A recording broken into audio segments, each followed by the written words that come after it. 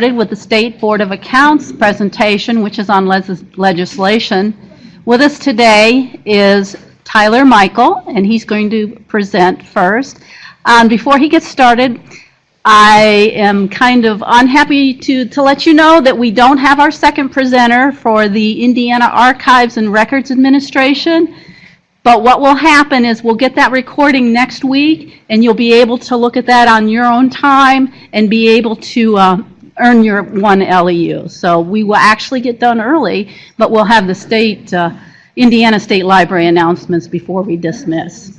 All right, Tyler. All right, thank you very much. Before I get started, I just want to thank Karen for having us, giving us this opportunity just to talk to you guys today. As she said, excuse me, my name is Tyler Michael. I'm with the State Board of Accounts. I'm the Director of Communications.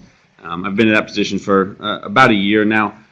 Before that, I worked with schools and townships, specifically in our office. So it's my understanding, I believe maybe Dan Jones kind of went over this House Enrolled Act a little bit this morning, but we're going to go in a little more detail now.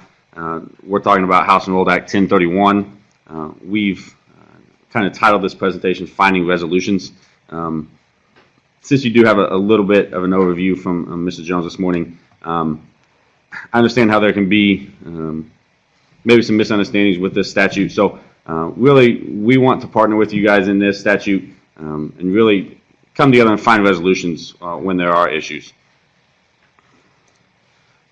Just a little background, this House Enrolled Act, effective July 1, will turn into Statute 511.5 1.5. This bill was authored by Representative Slager. We did not originate this legislation. We did support it when it came out. As you can see there, Governor Holcomb did sign it into, made it a House Enrolled Act late in April. As they were going through the process of passing this bill, one of the things they asked of us, they wanted from us, was a report of repeat findings that have occurred recently. So in our research, we went and looked at all the reports that were issued in 2015. So that's not a perfect sample by any means, just because reports issued in 2015 could leave out a bunch of unit types that had a 2 or 3 or 4 year engagement done. But that was the best sample that we had. So we looked at 2015, all the reports issued, all the findings that were issued in those reports. About 30% of those were repeat findings that occurred over and over and over again within a unit. I've used a couple of these words already, but as we were getting into this, I wanted to just give you a couple definitions of words we're using. First of all, when I say finding, that includes any federal finding. If you're a federal A133 audit or uniform guidance audit, basically any federal audit, you could have federal findings. Findings also includes audit results and comments from our agency. If you're not following state law or one of our uniform compliance guides and manuals, you'll receive a result and comment. So findings include both of those. The statute also uses the terminology examination report. Again, that includes any engagement type that we do. So we do audits, we do examinations, we do reviews, we do compliance engagements. When they say examination report, it encompasses any type of report that we do. The statute uses public officer for libraries. It's my understanding that equates to the library treasurer. And then the last thing I wanted to give you a definition of is audit committee. This audit committee was established by statute a couple years ago. And the whole idea of the audit committee is they review and are the oversight body of our agency. That helps us maintain independence. And we report to them. They monitor the actions of our agency and of those examined entities. And they will be responsible for following up on some of these issues. So over the next 10 or 12 slides, I copy and pasted the statute as it's going to read. I'm not going to read that to you. You all can read it. But I wanted you to have this so that you do see it. As we go through these, I'll just highlight a few different things. On this first page, I highlighted municipality. For this statute, library falls under the definition of municipality. This section B here talks about basically if a library has a finding in their report, it's your responsibility to follow up on that and take action on that. I didn't mention, I should have mentioned at the beginning, if you have any questions, yell at me, throw something at me. I don't have a problem. If you're watching online, submit a question. We'll let Karen hit me. But I don't mind, interrupt me whenever you want if you have a question. So this section B just talks about if there is a finding that the public officer does have, should take action to address that finding. The section C is really where we get into what they're talking about with the repeat finding. So this is kind of the background, the idea when they were working on this law of what they were looking at. They wanted to eliminate repeat findings. So the section C is talking about that when there is a repeat finding, you will have to come up with a corrective action plan for that. This corrective action plan in section D, our agency has to come up with the guidelines for that regarding what the corrective action plan involves, what's in it, what the timeline for it is. At this point in time, we are working on that. This is obviously a new bill. There's still a lot that we are working on and exactly how we're going to implement this. I believe you guys have another meeting in November. At that point in time, if you guys are willing, I think we'd like to come back and give some more specific details at that point in time on how some of this is going to be implemented. So we'll get a little general overview today, just because there's so much that still hasn't been exactly decided on. All right, section E. So in section D, said if there's a repeat finding, you have to come up with a corrective action plan. We will come up with the guidelines on that. Section E, after a period of time, the corrective action plan will have to be completed within 6 months. If it's not, then we have to come up with a memo and send a memo to the audit committee detailing what happened in that. So we'll put what the finding was, what the corrective action plan was, the way it was or was not addressed. It's very possible that there's a finding that comes up that it's going to take a lot longer than 6 months to fix. And we're perfectly fine with that. And if that's the situation, in our memo, we'll say that. Say, hey, this is the finding. This is what their plan to fix it was. They're on course with their plan, but it's going to take longer than 6 months. So we have no problem doing that. And anticipate that will be the case in a lot of times. Section F is where we then present the memo to the audit committee. In response to that, the audit committee has some options. They can, once they get that memo for us, they can request a statement from the public officer. They can request the attendance of the public officer at an audit committee hearing. Lastly, on this page, they can basically request the public officer to take action and correct that issue. On the next page, there's a lot of words here, but basically it just says the next option the audit committee has is they can notify the director, notify the library board, and also notify the DLGF that this issue has not been corrected yet.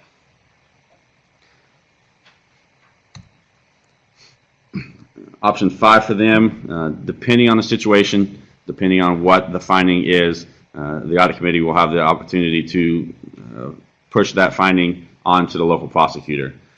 I don't see this being an issue and being used very often, but it is an option that they have, again, depending on the severity of the finding.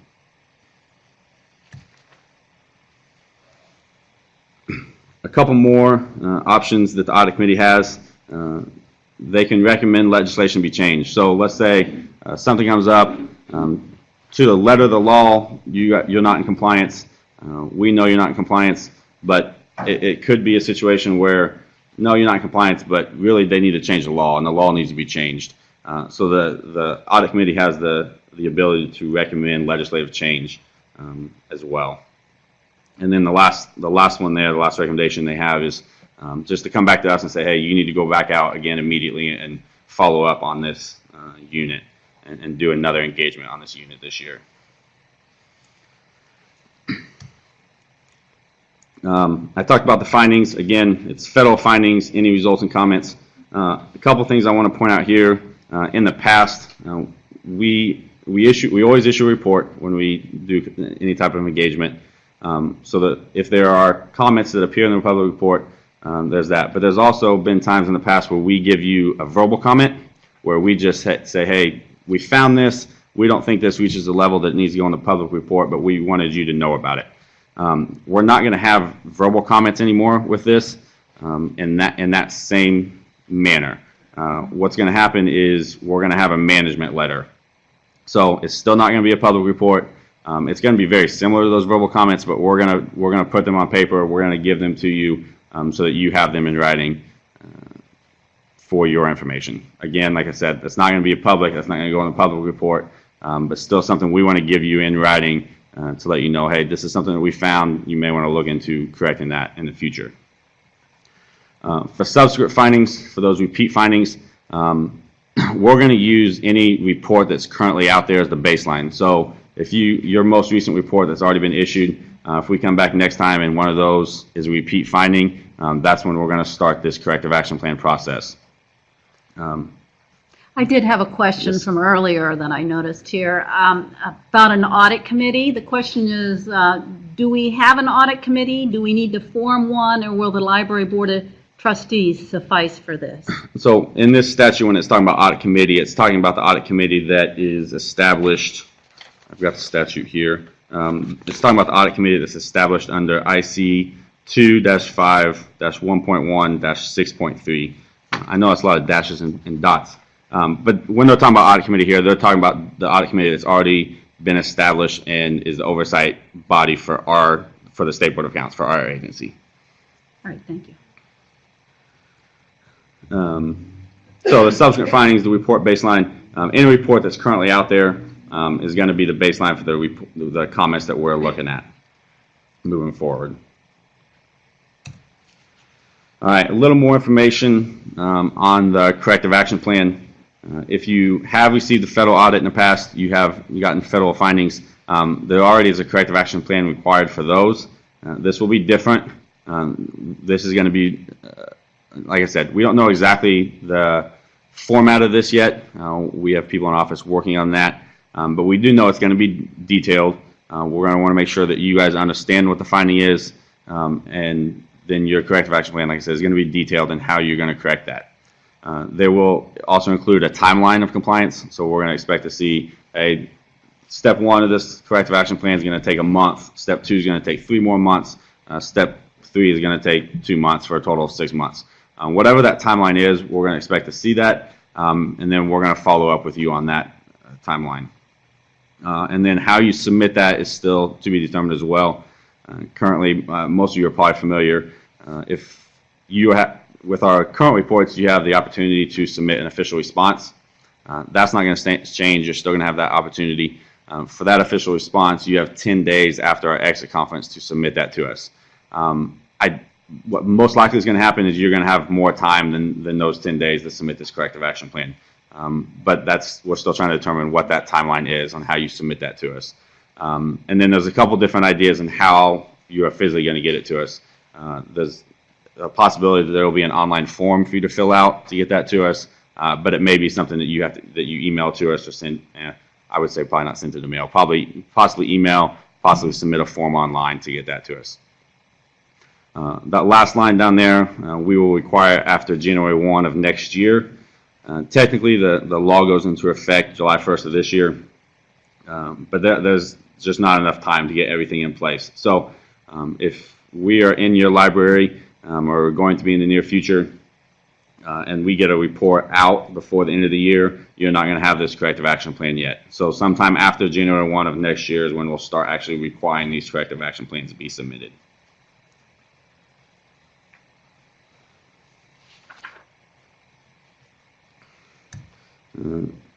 Again, I already covered that first line, so in 6 months, you have up to 6 months to complete your corrective action plan.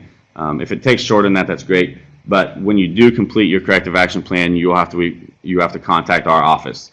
In the statute, we have a responsibility to follow up and make sure that it's actually done. So you'll have to contact our office. Again, we're still figuring out exactly how that'll be done. Like I said, if we're able to come back in November, we should be able to tell you exact details on how all of this will be completed. And then we will figure out some way, we will review that and make sure that you have completed that corrective action plan. All right, so my last slide about 1031, finding resolutions. There's a quote here that Representative Slager, I pulled out of an article he was quoted in.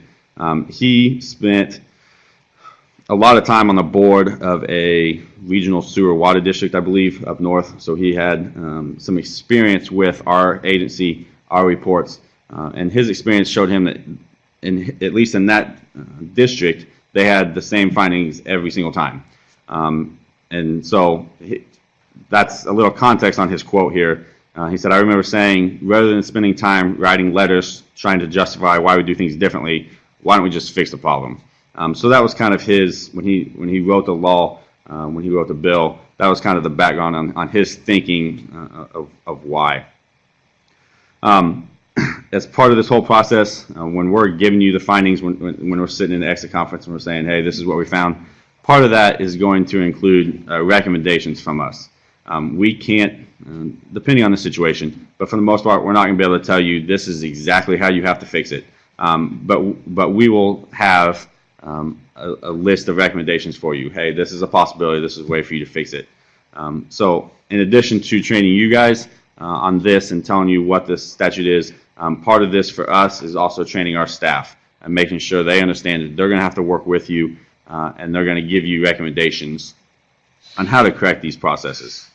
And then the last point there is we've been asked a lot in the past, like, is there an appeals process? You guys write us up. Is there an appeals process? Is there something we can do to kind of fight that?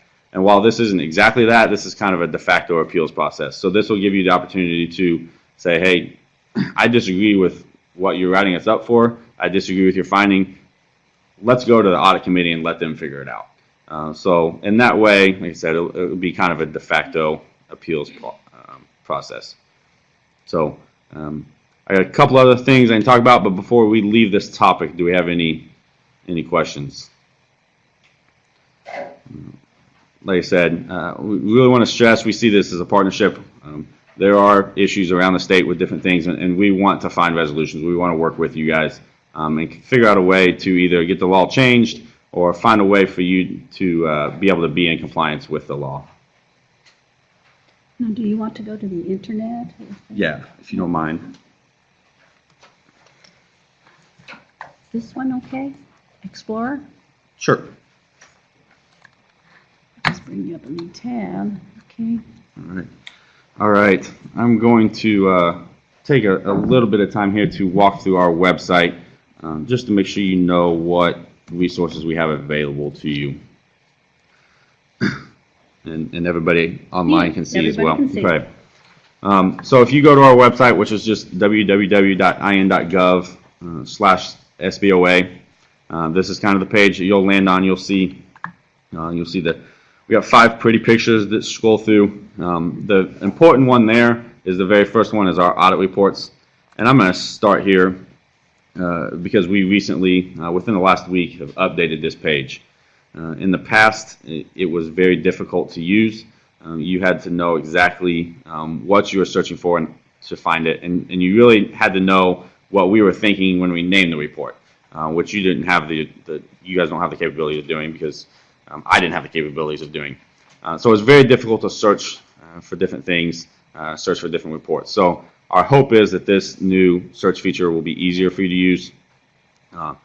The first thing I'll point out here is as soon as we put this up last week or 2 weeks ago, the only thing here was at the top was the search functions. There was no reports were showing yet.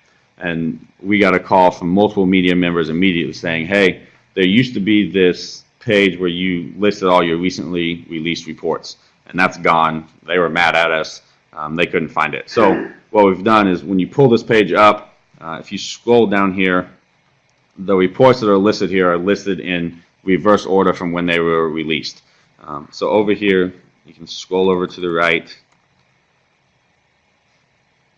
and it's filtered by report date. So the last report we released was on May 25th, and it's this town of St. John in Lake County. So that's the first thing to know. When you want to pull up a report, you find one you want to see, the report link is there on the left. You can pull that up. Looking at searching for different things. There is a search function here. You can just type in whatever search you want. I'm going to suggest that I'm trying to think about how to do this for libraries. The search I always do is go to the unit type and choose library. Right. Yeah. So that's going to be the best way if you're looking specifically if you're looking just for a library, which most of you probably will. You have the ability to select unit type by unit type library. So all the results, it's only going to be libraries. So I know you guys in the room, and I apologize, but this is where I live. So I'm going to pull up the Hamilton East. I'm going to search for that.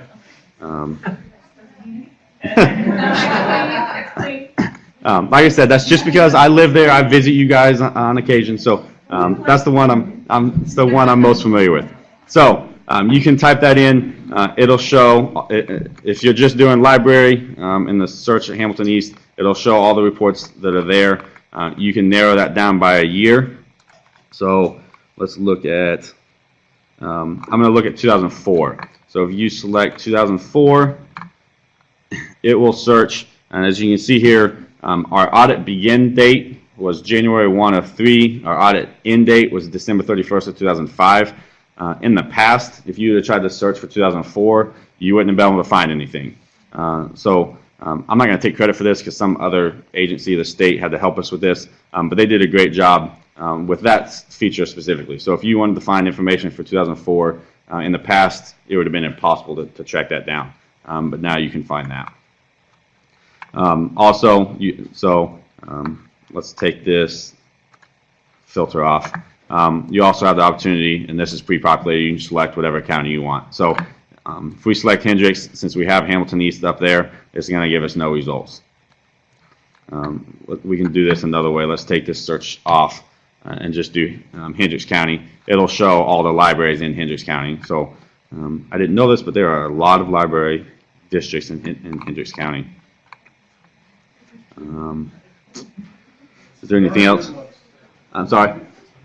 And some good ones too. I'll take your word for it. I believe you. Is there anything else I need to highlight with that? Okay. All right. I'm going to go back to our home page. I believe you click up here, you can go back to our. Nope, that takes you to in.gov. I lied. I'll just type it in. All right, the next important thing that I want to walk through, we have this About Us section. If there's any questions you have about us, and this is just about our agency, you can go there and find that. The thing I'll point out, if you go to political subdivisions and click on libraries,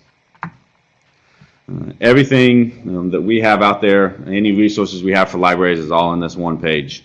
We updated the website maybe about a year and a half ago, and before that, if you wanted to find a library manual, you had to go to this page. If you wanted to find, I don't know, what else do we have out there for libraries? If you wanted to find any codes related to libraries, you had to go to a different page. We tried to bring it all together so it's all in one place. Hopefully this is easier. I believe it is, but hopefully it's easier for you. So at the top of the page, we start obviously with contact information. Todd Caldwell and Susan Gordon, who are both here with us today. You'll probably hear from them in just a little bit. I know that'll be a relief. You can quit listening to me talk and at least listen to Susan. She's a lot better than I am. I don't know about Todd. We'll leave that up. We'll let you guys decide that. So contact information, you can just click on their name to shoot them an email if you have a question about something. Next section is the hot topic section. This section kind of comes and goes. If there's something we want to highlight to you, something we think is important, we want you to know, we'll put that there at the top of the page. For all of these sections, there's a little gray arrow. Hopefully, you can see that on the screen. But if you click that, it'll expand the section so you can see what's within that section. We did that because if not, then the page would be forever long, and we don't want you to have to scroll through all this junk that you don't need. when you're looking for something specific. So that's there. Overview just talks about, there's 240 public libraries in Indiana, that type of thing. Internal control standards. I'm sure you're all well aware of this statute that came out last year, 2 years ago, 511-127. Everything that we have related to internal controls, whether it be our manual, training, the webinar that we have, we put all that here in one place. You can see if you scroll down here, the webinar we have is just embedded on here. So if you just want to watch it, you can click on this and pull it up, and it'll start playing, and it'll probably put you to sleep. But it's there for you to watch. The next section is uniform compliance guidelines.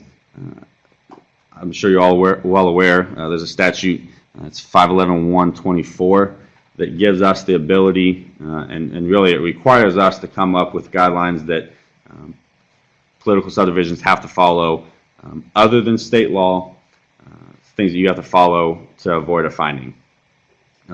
So we do that for libraries in a couple ways. The first is through state examiner directives, and I don't think there's a few there, but these are relatively new. They came out within the last couple years, but this is something that is very important that we want to get out to you quickly, but it is something that you are required to follow and comply with. On this libraries page, we only put the 5 that are applicable to you. So there's probably 12 to 15 total, but we only wanted to put the ones on your page that you care about. The manual section. I'll talk about this for a couple of minutes. Earlier this year, we sent out an updated manual. Before this year, the manual hadn't been updated in 4 or 5 years.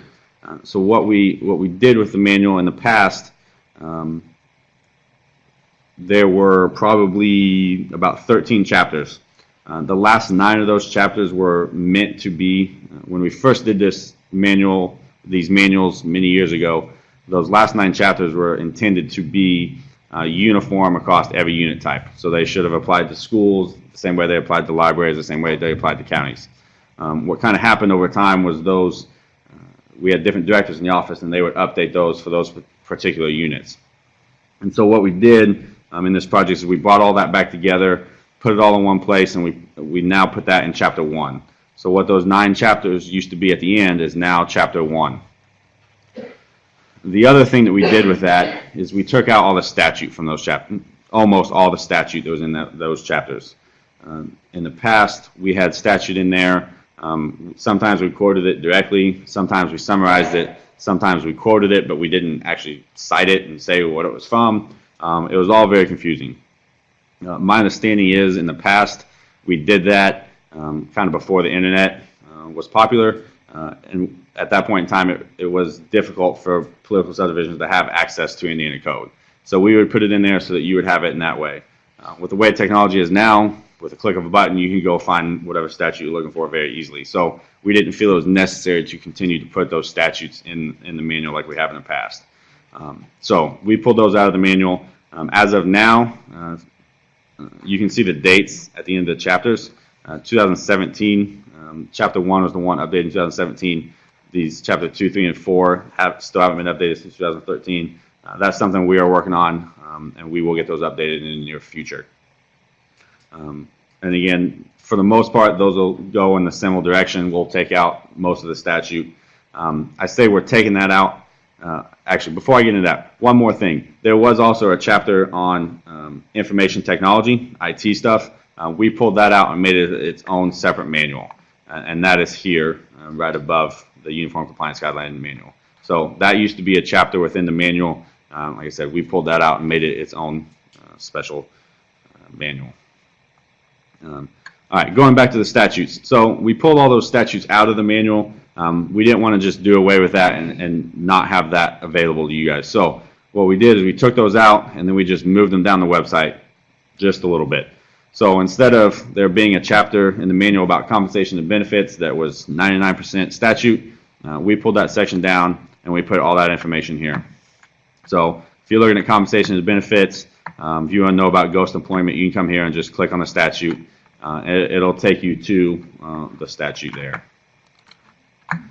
Like I said, we did this. There's about 12 different topics that we pulled out and put there. This is something that we're going to continue to work on and continue to display in a better way for you, so it's easy for you to use.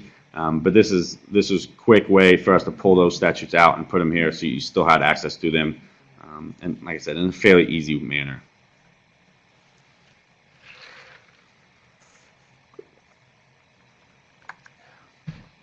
The next section here is about Gateway. We won't talk about Gateway a whole lot, but any information that we have about Gateways here. If you don't have the link, I assume most of you have probably bookmarked it or favorited it. But we do have the link here. You can click to go log into it. It talks about the treasurer, the fiscal officer is the one required to file the AFR. We have all kinds of fun tables, receipt codes, the user guides here.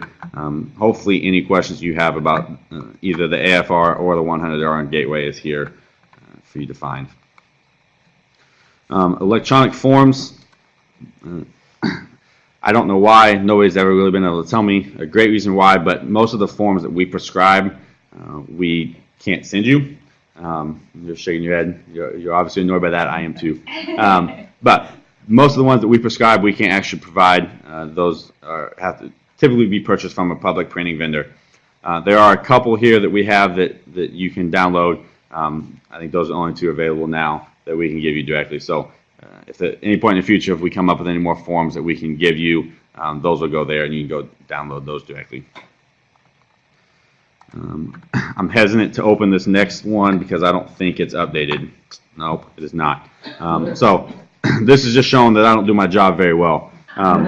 Typically, this calendar section will show every time we're going to go out and talk to libraries.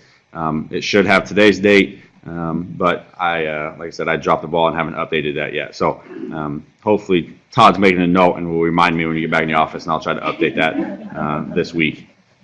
But like I said, typically anytime we're going to go out in the year, I typically try to update that in January for that coming year when we're going to go out. Also, I'm not sure why this section is not here, but on most pages, right underneath the calendar section, there's a section that says meeting materials. Anytime that we go out and present, we typically put those presentations on our website too, so you can go back and reference that. So that's another thing I'll do. Hopefully tomorrow, I'll add that meeting material section, and then I'll put my presentation about 1031 up there. If I can go back and track down any other presentations we've given for libraries in the past, I'll throw those up there as well. But we like to have those there so that in 2 or 3 years you're saying, hey, I know that red-headed dude from State Board of Accounts was talking about this, but I can't remember exactly what he said. We want that there so you can go back and look at that presentation. The question is, why would the required forms not be put online for us to access? That's a good question, and I don't know. Like I said, I've asked that question, why we can't, and I've never gotten a good answer. So I don't know what the answer to that is, unfortunately, but for whatever reason, we have not typically been able to provide those forms directly. Yeah, I think the forms we're talking about are like warrants and ledgers and things like that, which you can get from a public printer. Yes. Like Boyce. And I'll mention now, it's in Chapter 1. I believe it's on page 1 of Chapter 1 in the manual. You can buy these prescribed forms, but you can also create either an exact replica of a form, or you can get a form approved by our office. So you have those capabilities if you don't want to purchase from a public printing vendor. You have those capabilities to do that. My question is, though, there's been times that I've gone out and tried to find the form. I can't even find what it looks like to create a replica. You can ask me. Yeah, it takes some kind of archival information, and I do have the old forms. Okay. Yeah. Because there was one form, I don't remember what it was now, but it was asking us for it, and we didn't know what it was, and we couldn't find what it was. So a lot of our forms. Oh, they're in the appendix. Yes, a lot. I forgot. I'm not gonna say that every form, but a lot of our forms are in the appendix to the manual. So you can go there. And like I said, this probably isn't going to be all encompassing, but this does have a lot of the forms that we have. Yeah, and it's got sample across them, but you can go there and find those. All right, 2 more questions. The contractor bid needs to be used for projects over a certain amount. Public work, Susan, is that 150,000? Okay, yeah, so if you're doing a public work for over $150,000 is when you need to use that Form 96. And are we allowed to take a purchased form and turn it into a digital version form to fill in? Can you just make a PDF? Todd is saying yes from behind me. I assume that would still go within the form approval process, but I don't see any reason why you shouldn't be able to do that. And is there a particular contact where we need to send for So, approval? This form approval process has changed in the last couple of years. I'll just pull this up so we're all on the same page here. But effectively, what this is saying here is if you want to use an approved form, basically come up with it and start using it. Keep a log of those new forms that you're going to use and present that to our examiners next time we come out to do an engagement on your library. But in the past, you had to come up with a form, you had to send it to our office. We may or may not look at it in a timely manner. I'd get it back 6 months later and say, nope, you can't use it, sorry. Or, yes, you can use it. So that didn't really work for our office. That was very difficult for us to maintain. And I don't think it really worked for local officials either. So what they kind of came up with was this, where come up with an approved form, start using it, and that way you can see what you like about it, what you don't like about it. But then keep a log of those forms, all new forms that you use, the date you're using it, what you're using it for, what form it's replacing, if it's replacing a form. And like I said, when our examiners come out to perform our engagement, give them that log, and at that point in time, they will look through it. If they have any comments, they will let you know. Otherwise, then it's automatically approved once we release that report. Then that form is approved, and you can, at that point, it's approved, and you can start using it. You can continue using it as an approved form.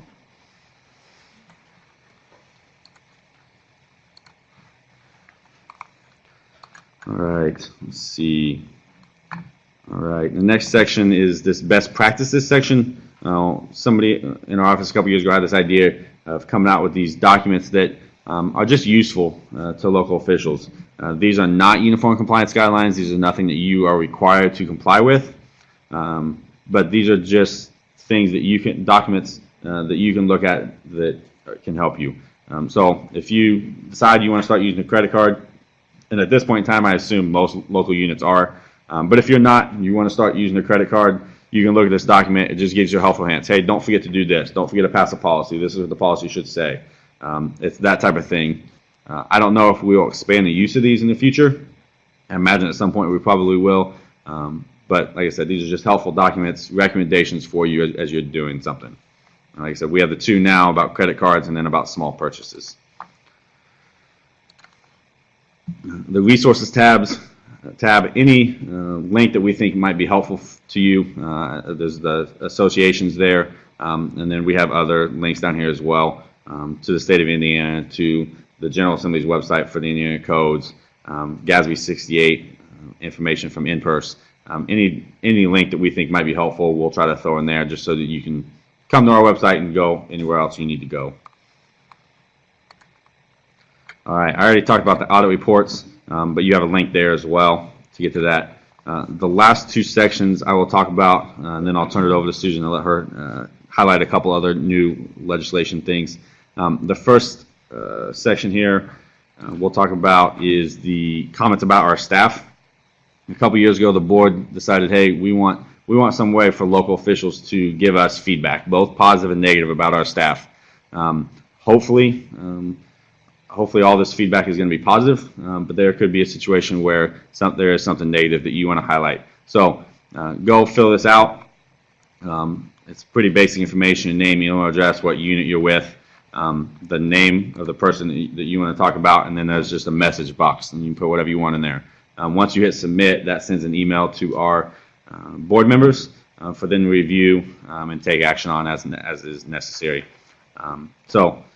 Like I said, whatever that is, hopefully it's positive, but if there's something negative, something you didn't like, somebody wasn't professional when they were working with you, our board wants to know that.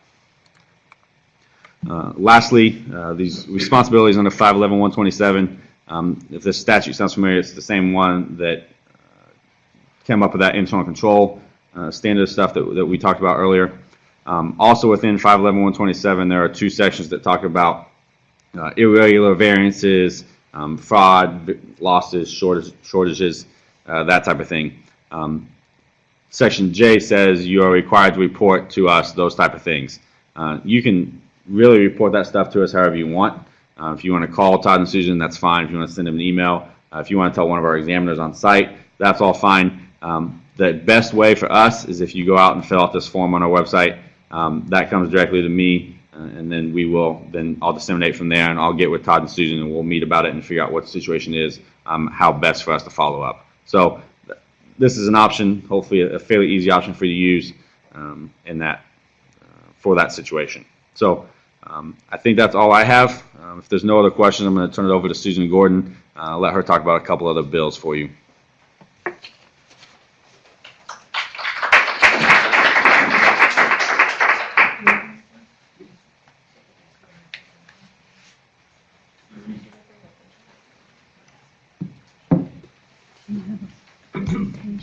I do not. Okay. I do not have a presentation. This is Susan. So I don't know what you look at online, but maybe this box here. You can put in there, Susan is awesome, while we're sitting here. There wasn't a whole lot of legislation this last time that pertained to libraries. I think Dan Jones talked about most of it this morning, so we didn't want to duplicate that this afternoon. There are a couple of bills that I don't think he had on his slides that you might want to write down. One is House Enrolled Act 1295, and that has to deal with the sale of real property. And if you're in the specific situation where you want to sell some property to an abutting landowner, the rule was at still is until July 1st, that if it's $15,000, then you can sell it to an abutting landowner. And this new statute gives some flexibility to your library board to increase that amount if they so choose. So if you're in the situation where you're going to be selling property to an abutting landowner, take a look at that 1295. The other bill that you just might want to be aware of is House Enrolled Act 1470. It's called Government Information. And that bill had two different parts to it. The one that affects you the most would be the Legislative Services Agency can request and require certain information from governmental units, and you'll need to provide that to them. I don't know exactly where that's going. I just know that that's in that bill. The second part of the bill doesn't affect you as much. It establishes the Management Performance Hub as a division of the Office of Management and Budget in state government, and they are responsible for just coordinating information and doing some data analytics and so forth. I think the only thing that mentions political subdivisions in that is that they may make recommendations on how to maintain data.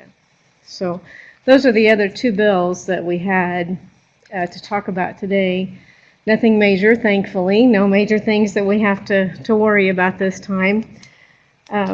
We have a few minutes left, and I know you don't have another speaker after this, so we'll make sure we get our full hour in.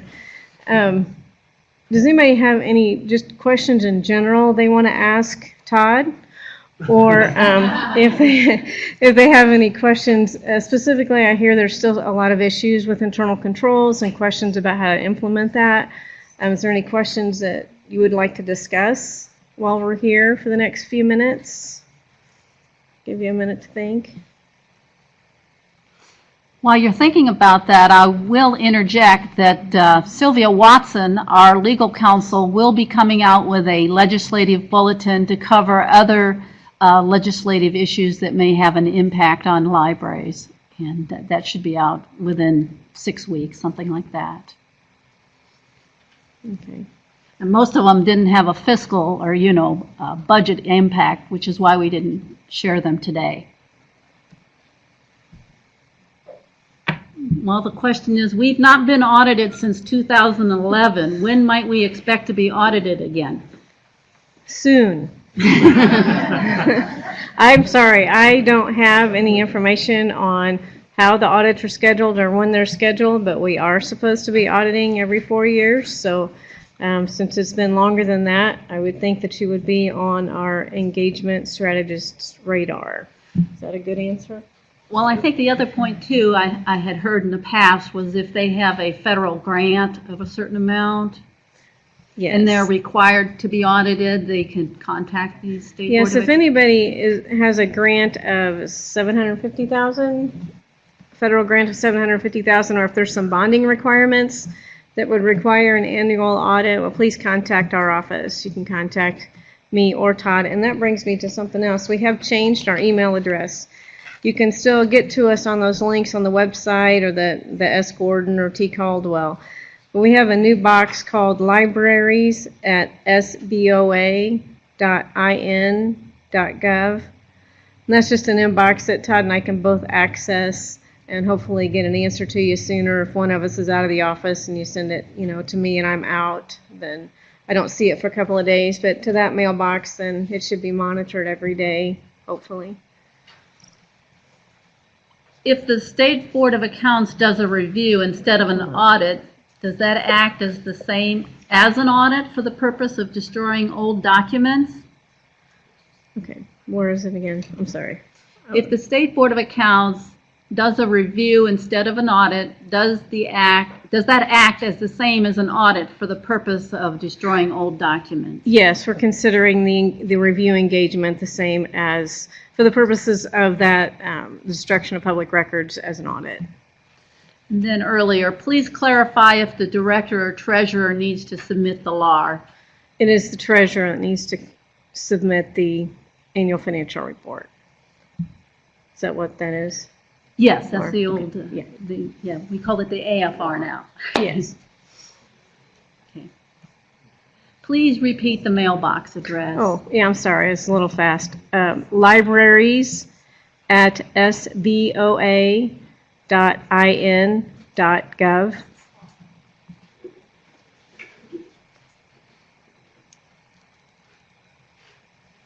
Well, I want you all to hang tight because we're going to do a couple of things here. We're going to have announcements from the State Library. But what I'm going to do now, since the presentations are over, is I'm going to post the LEU certificate that you can download for those who are in the webinar audience. All right, we're ready for the announcement part. So, thank you, Susan. Thank you, State Board of Accounts. Tyler.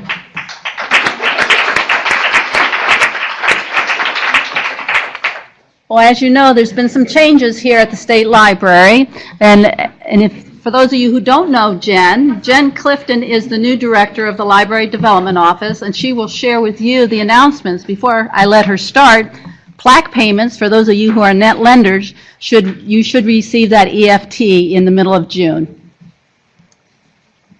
All right, hi everybody. I know I've worked with some of you over the past 9 years that I've been here. I'm taking over for Stephen Schmidt, who, if you hadn't heard, retired last month. So it'll be a little bit of a softer, gentler LDO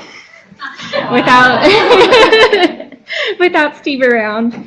So I'm kind of the default for any CERCS questions you have or anything that you would have gone to Steve for in the past. You can come to me and I might be able to help you. I'm also still serving as the LSTA consultant and a public library consultant. So if you have any questions about grants, those can still come my way. We posted my position. So if you know anyone at your library who's interested in moving to the Indy area, please encourage them to apply for that. A little bit of a grant update. The LSTA grants, we did hear that the 2017 IMLS budget is safe for now, but we have not heard how much of that we will be receiving. So if you applied for a LSTA grant, we still don't have that information. So hang in there. Thank you for your patience related to that. And then 2018, of course, is still up in the air. So as soon as we know, I'm sure you'll know.